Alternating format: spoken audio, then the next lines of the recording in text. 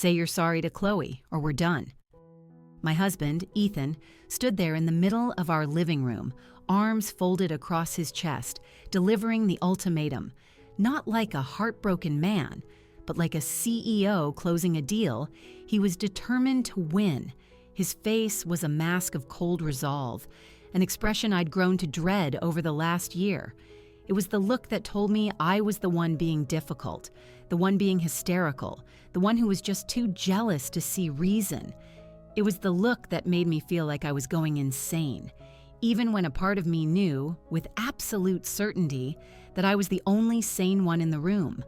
Before we get into the rest of this, thank you for being here with me, sharing stories where speaking the truth matters.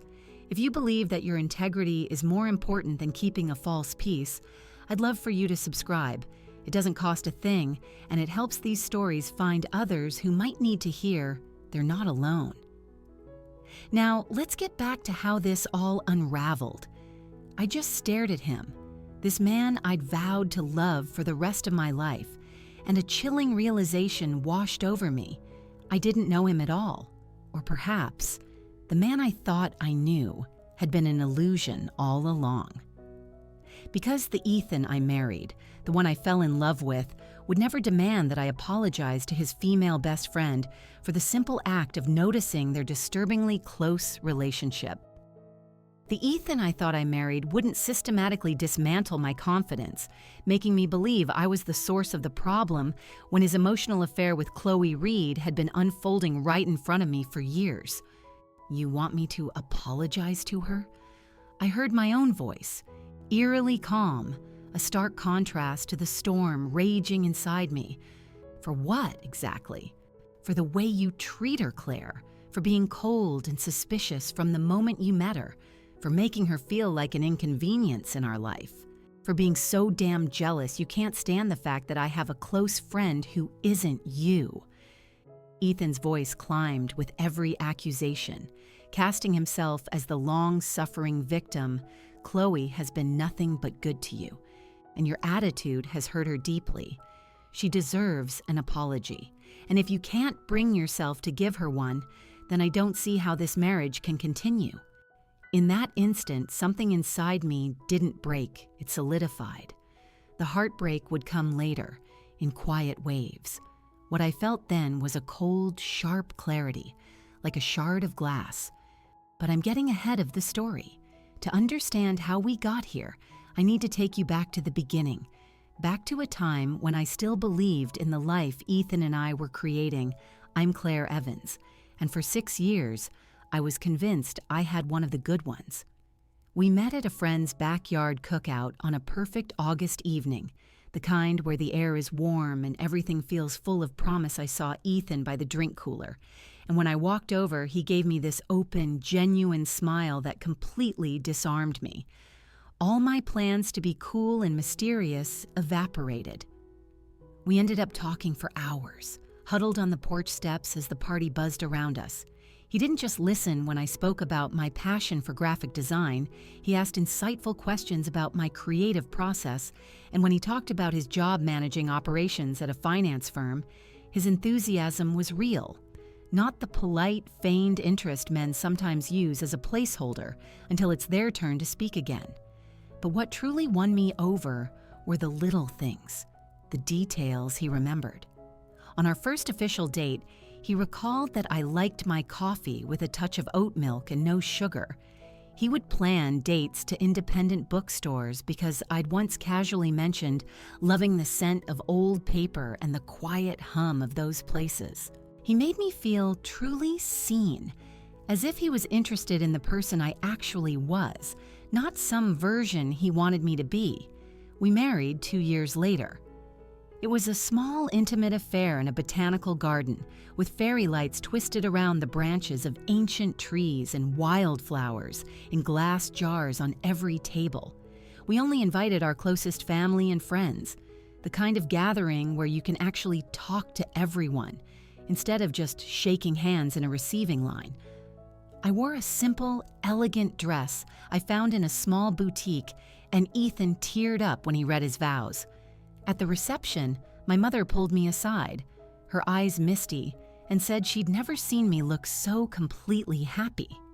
We settled into a cozy 2-bedroom apartment in a leafy suburb, the kind of place where you still see kids playing outside and neighbors wave to each other. I had a thriving freelance graphic design business I ran from home, giving me the flexibility I loved. Ethan commuted to his downtown office, leaving at 7 a.m. and usually returning by 6 p.m. We split our finances right down the middle. We'd spend weekends trying out new recipes, our kitchen filled with laughter. We dreamed about buying a house, about maybe having children one day, and about all the places we would travel once we'd saved up a bit more. Our life was stable, comfortable, and predictable. All the things I'd been taught were the foundation of a happy marriage. I thought I knew the man I'd married inside and out. Looking back, I see I was living in a beautifully constructed reality, one where I only saw the parts of Ethan he wanted me to see. The first crack in that illusion appeared about 6 months into our marriage. Ethan came home one night, practically buzzing with excitement. He sat me down on the couch and told me his best friend from college, Chloe, was moving back to our city after several years away working for a big marketing firm on the West Coast. He spoke about her with a nostalgic fondness that seemed harmless at first, the way anyone talks about a friend who was a huge part of their formative years. Chloe, he said, was a force of nature, brilliant, charismatic, the kind of person who could sell sand in the desert and make the buyer thank her for it. She was his closest confidant during their junior and senior years, part of a small, intense group of friends who pulled all-nighters, debating philosophy and making grand promises to stay in each other's lives forever. I was genuinely happy for him. I believed then, as I do now, that deep friendships are vital. I have my own circle of college friends, scattered across the country, whom I adore. I thought having Chloe nearby would be a good thing for Ethan, especially since he'd been saying he felt a bit disconnected from his past. The first time I met her, I understood Ethan's description perfectly. Chloe was polished, exuding a confidence that was clearly honed by years in a competitive corporate world. Even for a casual Friday night dinner, she was impeccably dressed, with professionally highlighted hair and jewelry that was expensive but tasteful. She had that practiced, charming smile that comes from countless client meetings, warm on the surface, but impersonal underneath, making you feel welcome but not truly known. She was attractive in that high-maintenance way, the kind of woman whose appearance was clearly a strategic part of her professional identity. What was immediately obvious was the way she and Ethan slipped into a private world the moment we sat down. They were laughing about professors I'd never heard of, recalling road trips I wasn't on, and finishing each other's sentences with a familiarity that spoke volumes.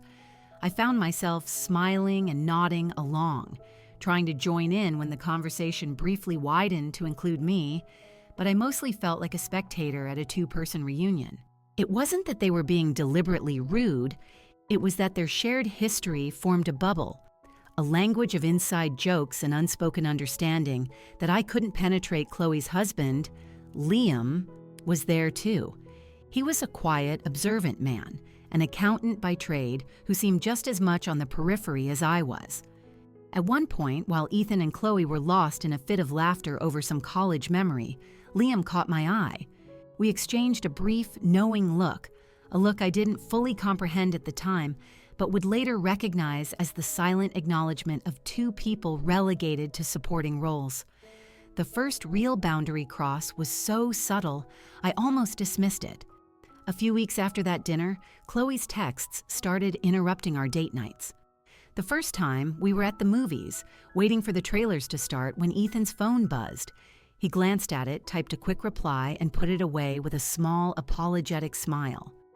5 minutes later, it buzzed again, and again.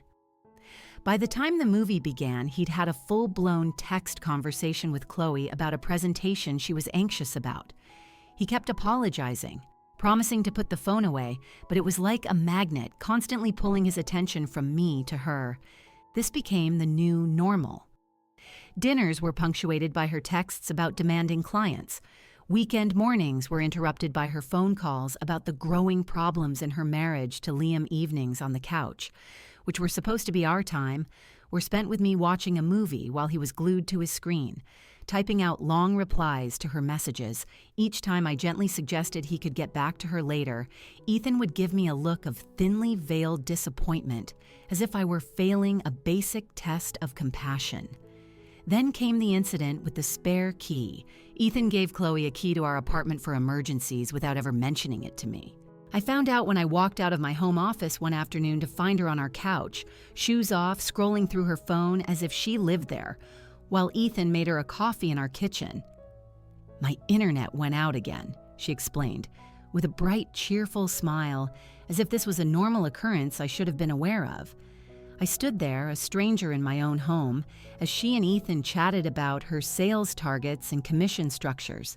After she left, I tried to talk to Ethan about setting some basic boundaries, maybe just a text before she came over. His response was immediate and defensive. "Chloe is going through a lot right now," he explained, his tone laced with exaggerated patience. "New city, a struggling marriage, a high-pressure job. This is what friends do for each other, Claire.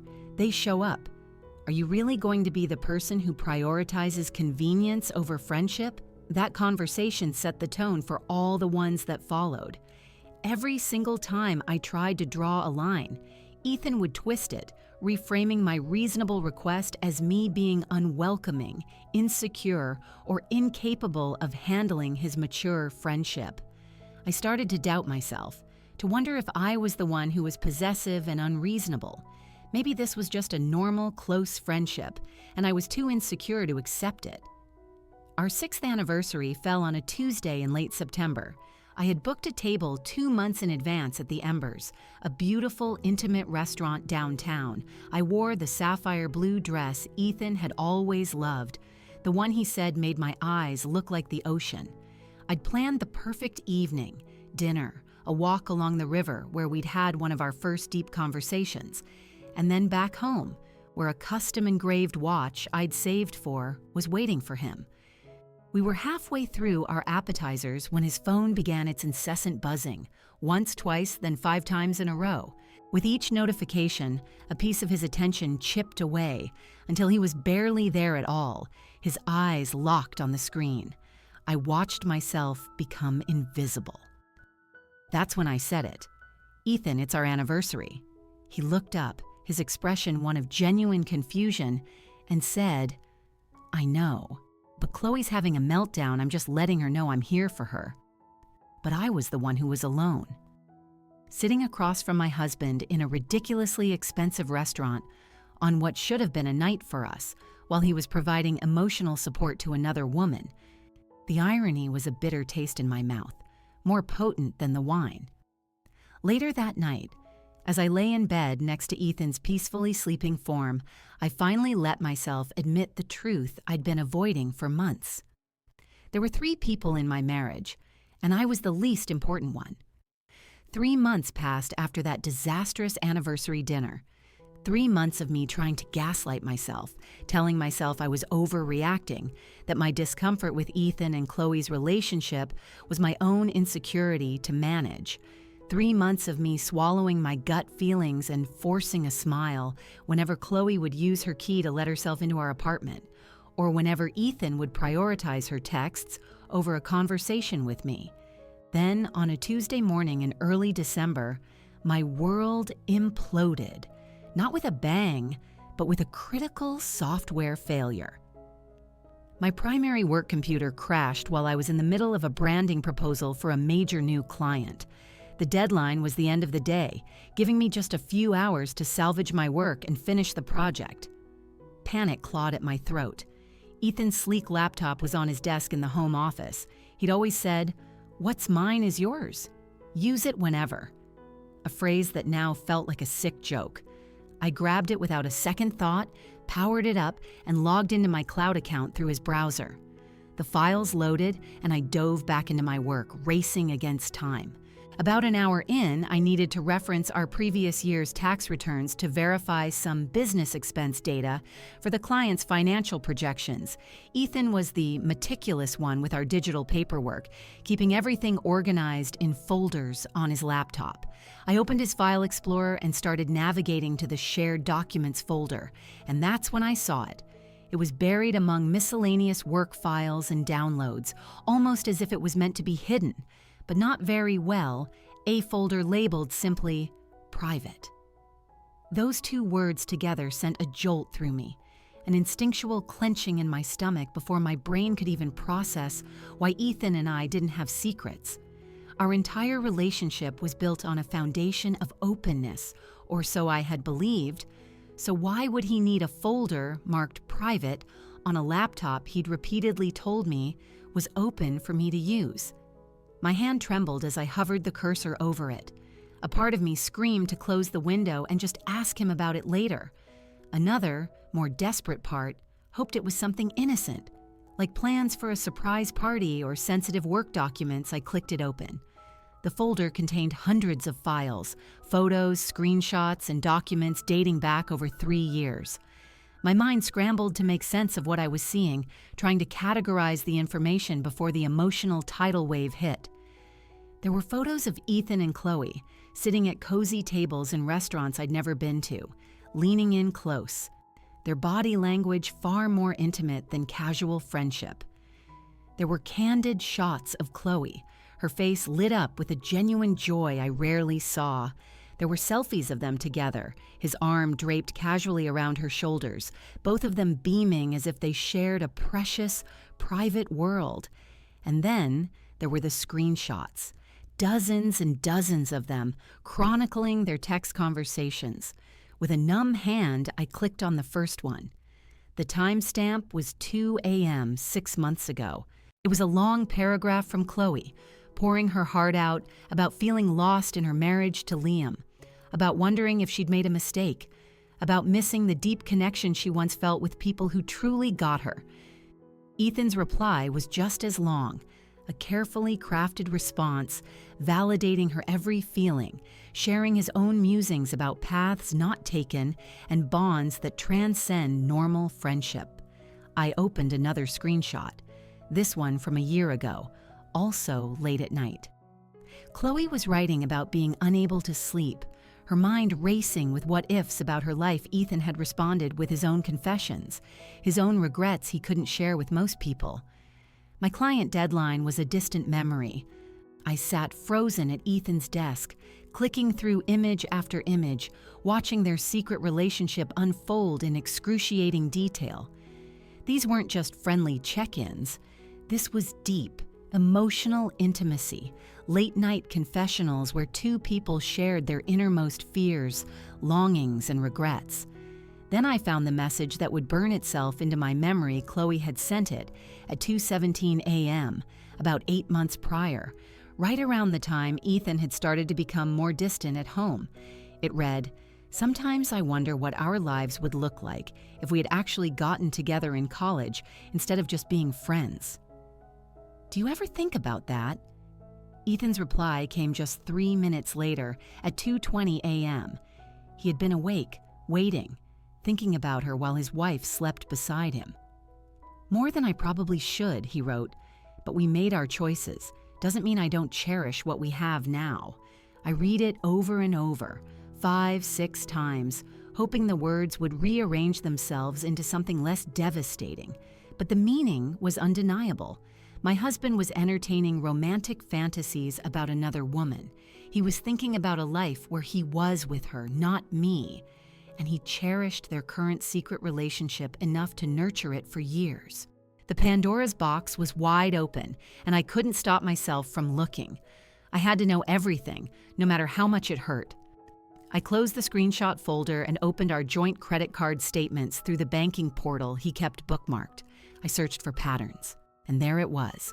Every Tuesday afternoon for the last 2 years, a charge from the Willow Creek Bistro, an upscale cafe I'd never even heard of. The bill was always between $50 and $70, far more than a quick work lunch. It was the price of a leisurely meal for two, with drinks, appetizers, and time I opened Ethan's digital calendar.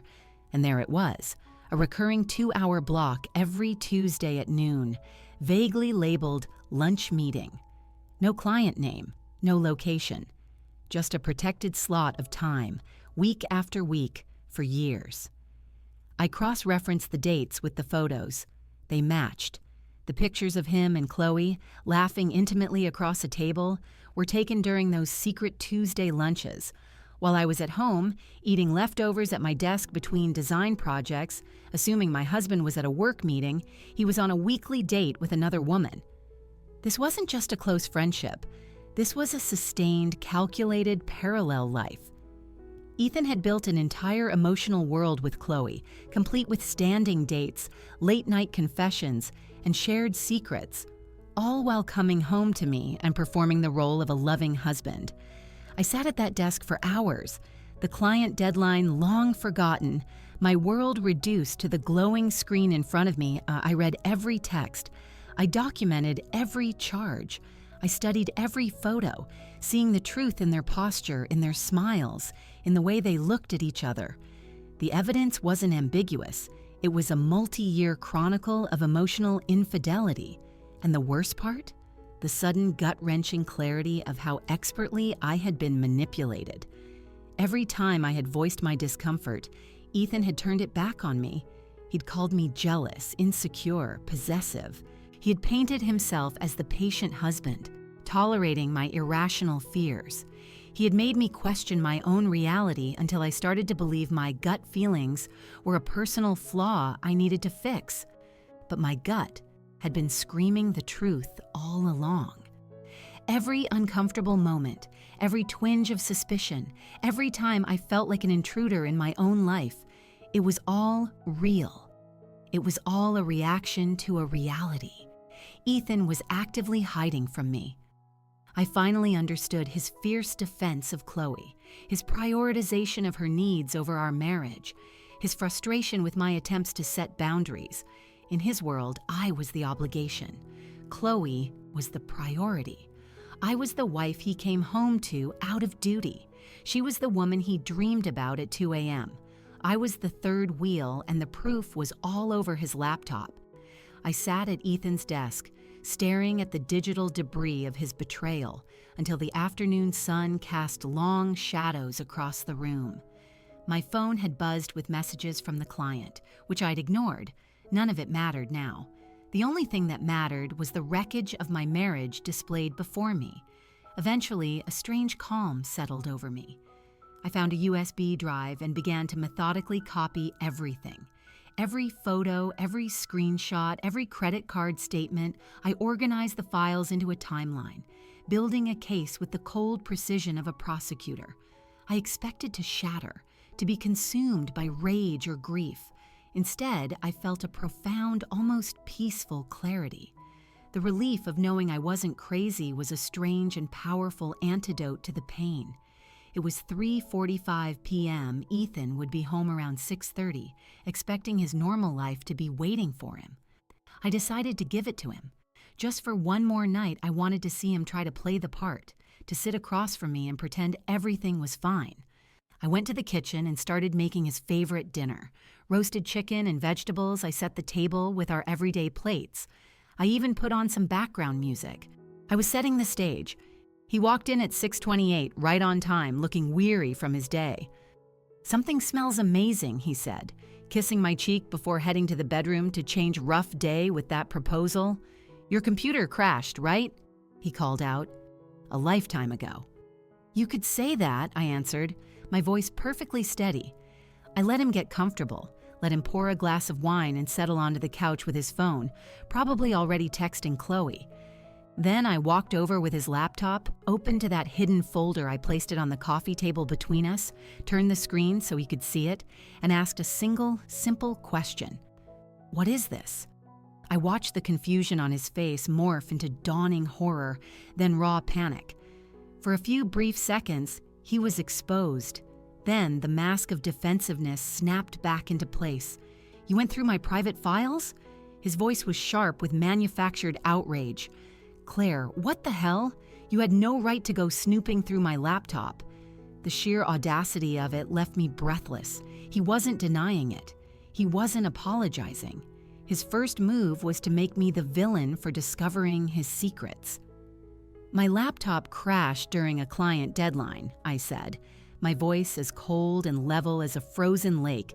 I needed a tax document and found a folder labeled Private that contains a 3-year history of your emotional affair with Chloe. So yes, I looked. And now I'm asking you to explain it.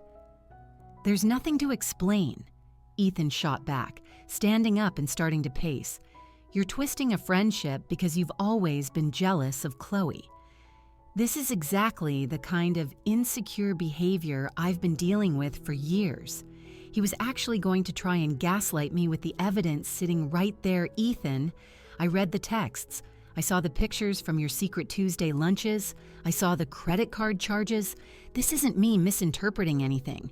This is you having an affair and lying about it. It is not an affair, he yelled, his voice laced with that exasperated tone he always used when he felt he was explaining something obvious to a child.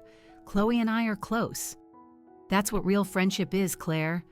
Deep connection. Emotional support. Just because you don't have that doesn't mean it's wrong. Every word was a calculated deflection, designed to frame his betrayal as my failing.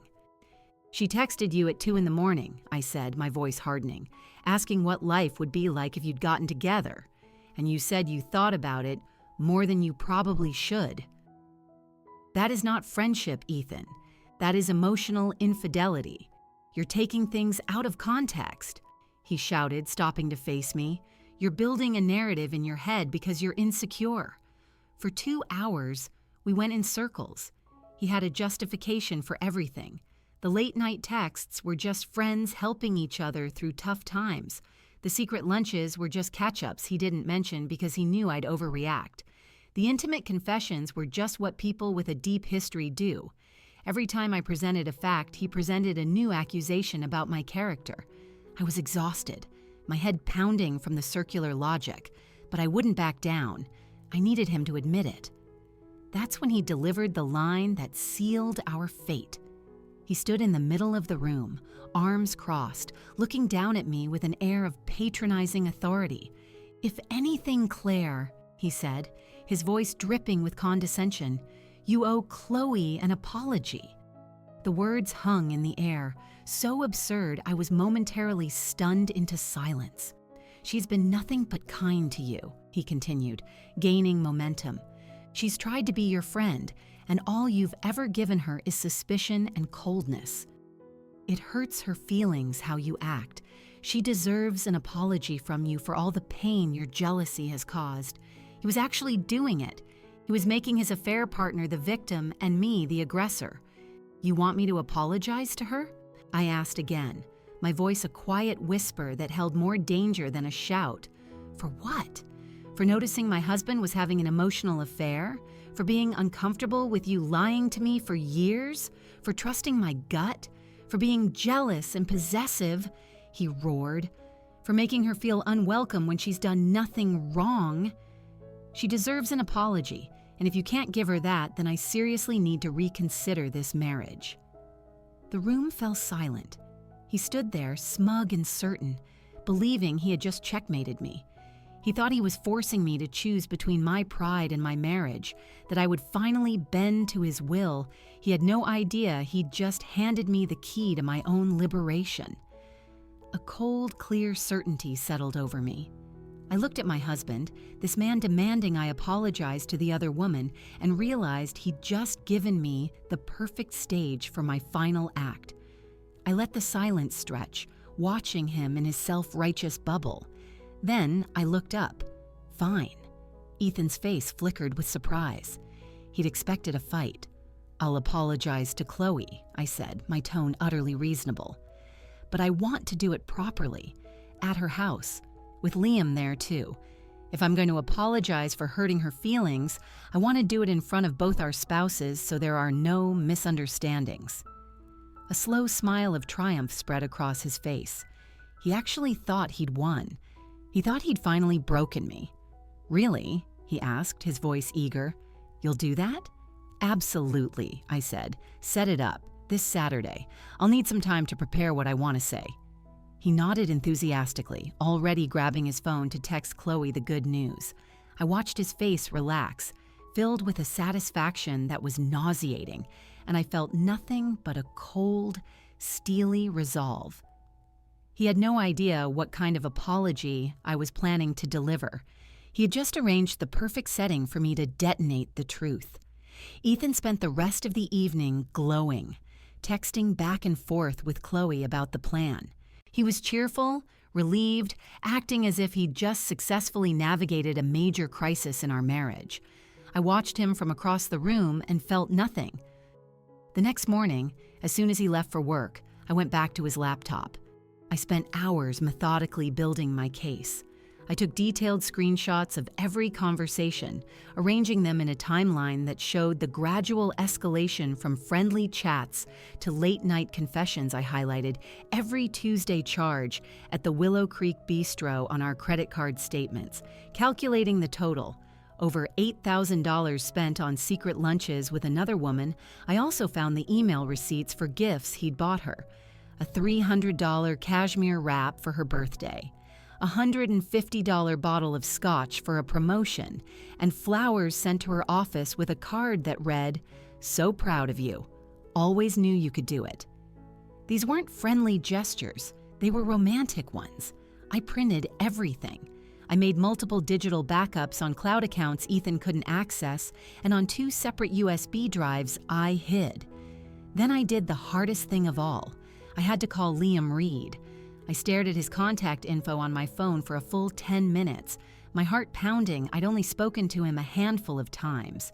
He was always quiet, reserved, but I remembered that look in his eyes, that resigned awareness he deserved a warning. I pressed call. "This is Liam," he answered, his voice professional. "Hi, Liam, it's Claire Evans, Ethan's wife." There was a pause. "Claire, is everything okay?" "I'm calling because Ethan has arranged for me to come to your house on Saturday evening to apologize to Chloe. He insisted both of you be there, and I just wanted to confirm you would be." Another pause, longer this time. I could almost hear the gears turning in his head. When he spoke, his voice was different, sharper. "I'll be there. No questions, no confusion, just immediate understanding." "Thank you," I said softly. Then I added, "I think there are some things you deserve to know. Things you might have suspected, but never had proof of." The silence on the other end was heavy with years of unspoken doubt. "Thank you for calling me," he finally said, his voice barely a whisper. "You deserve to know the truth," I replied. "We both do." "I'll be there Saturday," he repeated. "And Claire?" "Whatever you're about to say, I'm ready to hear it." Ethan came home that evening in a fantastic mood. He'd apparently had lunch with Chloe, and he gushed about how grateful she was that I was doing the right thing. He spent Friday coaching me on my apology, even showing me bullet points he'd written on his phone. Acknowledge my jealousy, thank Chloe for her patience, express my desire to move forward. He suggested I bring an expensive bottle of wine as a peace offering. I agreed to it all, practicing a humble expression in the mirror, making him believe I was fully on board Friday night. He hugged me and said he was proud of me for being so mature. I hugged him back, a master of deception taught by the best. Saturday arrived. A beautiful, crisp autumn day. I moved through the hours with a quiet focus that Ethan mistook for nerves. By 5 p.m., I was dressed in a simple navy dress, respectful but not dramatic. Ethan proudly presented the expensive wine he'd bought. During the drive to their house, he patted my knee reassuringly, talking about how this was a new beginning for our marriage. I just stared out the window at the peaceful suburban scenes, a world away from the war I was about to start. When we pulled up, their house was brightly lit. "Thank you for doing this, Claire," Ethan said, his voice thick with emotion. "This means everything. Our marriage is going to be so much stronger after tonight. I know it will," I said, squeezing his hand. It was the last time he would ever look at me with affection. Chloe opened the door, her smile a mixture of warmth and smug triumph. She was dressed perfectly in designer jeans and a silk blouse, the gracious host ready to receive her prize. Liam appeared behind her, and our eyes met. He was alert, braced. He knew. We settled in their living room, a stage perfectly set with wine glasses and a fancy cheese board. Ethan gave me an encouraging nod. Beaming with pride, Chloe folded her hands, the picture of magnanimous forgiveness. Liam watched, his expression unreadable. I took a breath, the sound of my wine glass on the table unnaturally loud in the silent room. I looked directly at Chloe. "Chloe," I began, my voice calm and steady. "I want to start by saying Ethan was right." I paused, letting the words sink in. I saw her smile widen. I saw Ethan relax. "I do owe you an apology." Another pause. Then, the pivot. "But not for the reasons you think." The air in the room changed. Ethan's smile froze. Chloe's expression faltered. Liam leaned forward. "I apologize," I continued, my gaze fixed on Chloe, "for staying silent when I should have spoken up years ago. I apologize for allowing you and Ethan to conduct an emotional affair right under my nose, while I let myself believe I was the one going crazy. Claire, what are you—" Ethan started, but I held up a hand, cutting him off without looking at him. "Let me finish. You demanded an apology. I'm giving one." I turned to Liam.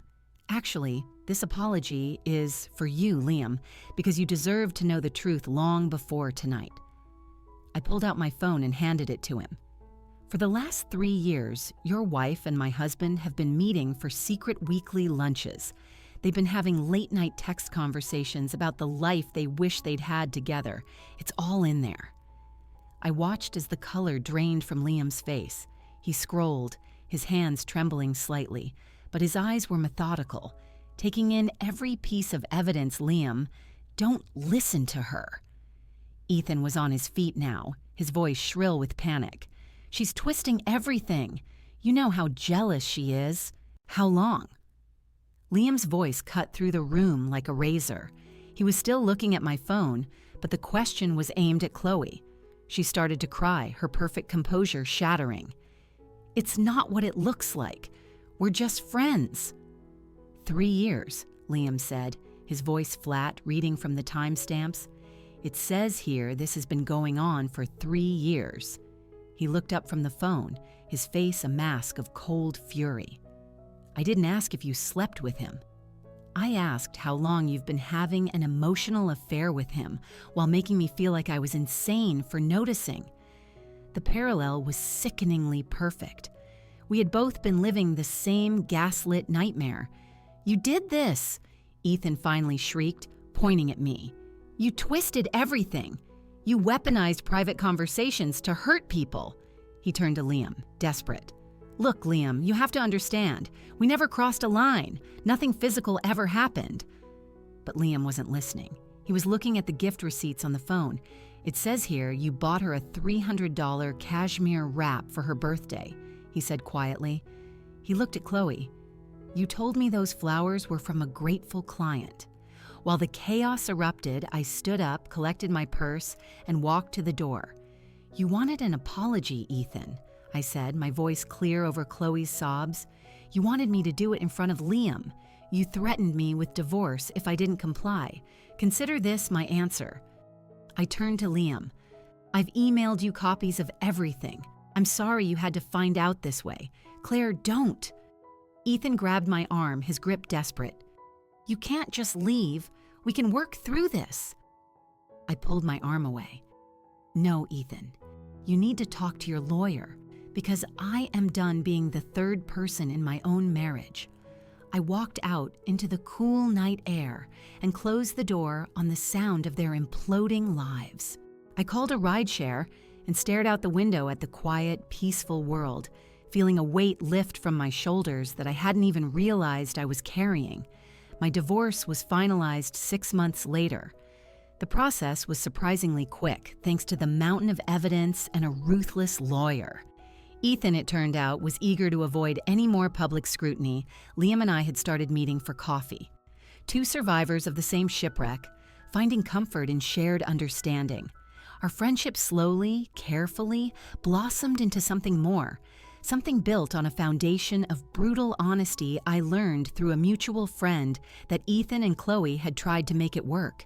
Their grand secret romance lasted a whole 4 months in the harsh light of reality before it fizzled out. It was never about love.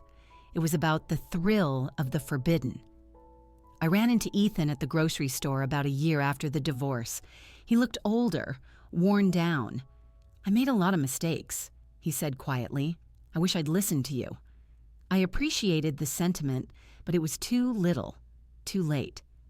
"How's Chloe?" I asked, a flicker of curiosity remaining. He just shook his head. "We broke up. Turns out a fantasy doesn't hold up in real life. Today, my apartment is my sanctuary. It's filled with my art, my books, my peace." The silence isn't lonely. It's the sound of a life reclaimed. I think about that night sometimes, the explosive apology I delivered. I understand now that some truths don't whisper. They roar. Ethan wanted me to kneel. Instead, I stood up. He learned that when you demand an apology from a woman who has been silenced, you don't get to control what she says. Women like me don't bow for truth. We weaponize it. And in doing so, I didn't just end a marriage. I reclaimed my life. If this story of calculated truth and powerful revenge had you completely captivated, hit that like button right now. My favorite part was when Claire handed the phone to Liam, letting the evidence speak for itself. What was your favorite moment? Drop it in the comments below. Don't miss more compelling stories of justice and truth like this. Subscribe and hit that notification bell so you never miss an upload. The end of the story.